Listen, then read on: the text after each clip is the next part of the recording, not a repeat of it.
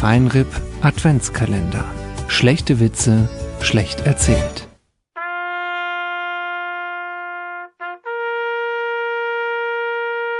Tag 15. Josef und Maria sind auf Herbergsuche. Müde und genervt klopft Josef zum 12. Male an eine Herbergstür. Der Wirt öffnet.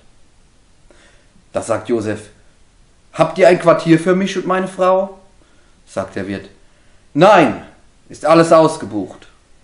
Darauf Josef: Aber seht doch, meine Frau ist hochschwanger.